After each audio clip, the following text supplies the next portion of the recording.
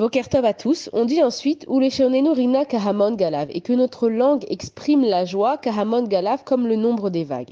Et en fait, si on réfléchit aux vagues, ils sont en mouvement continu. Ça veut dire que depuis que le monde est monde, les vagues, elles ont le même mouvement. Et c'est comme notre langue à nous. Notre langue, elle est en mouvement continu.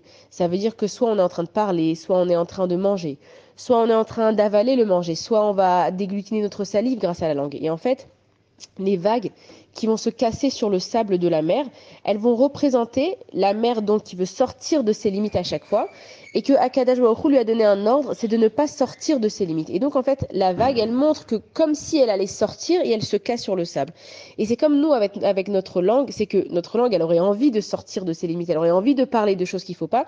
Et il faut qu'on se compare aux vagues que sans arrêt, la langue, elle revient dans la bouche. On dit même que avant de parler, il faudrait tourner sa langue 7 fois dans la bouche pour réfléchir si ce qu'on a à dire c'est vraiment intéressant. David Ameller dans Teilim, il dit Kol mishbarecha vegalecha ala yavaru. Toutes mes mishbarecha, toutes mes cassures, tous mes échecs, vegalecha et toutes les vagues. C'est quoi les vagues? Les vagues, c'est les épreuves de la vie qui reviennent sans arrêt sur notre dos et qui nous cassent le dos. Ala yavaru sont passées sur moi.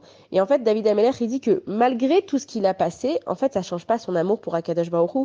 Parce que si on se rend compte que chaque épreuve, elle est là pour nous faire grandir, donc on peut ressentir de la joie. C'est comme par exemple, quelqu'un qui ne connaît pas le sport et il voit qu'il y a une personne, elle va et elle court vite et elle transpire et elle va lever des poids et elle va avoir des crampes, elle va dire mais pourquoi tu te fais souffrir comme ça? Et puis tu lui montres le résultat à la fin, que tu as un corps qui est en bonne santé, que tu es musclé, que tu arrives à perdre du poids, ou même quelqu'un qui fait un régime, qui se prive de certaines choses.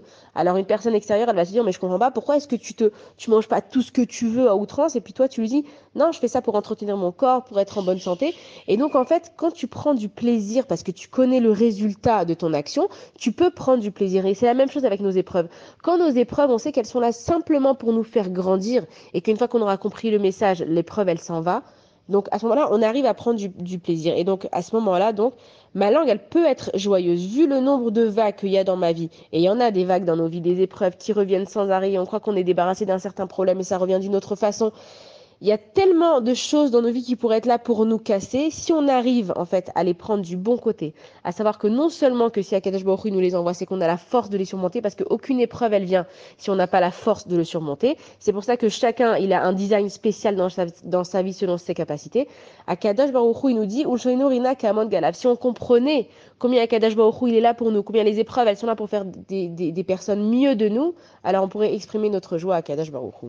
Bonne journée à tous.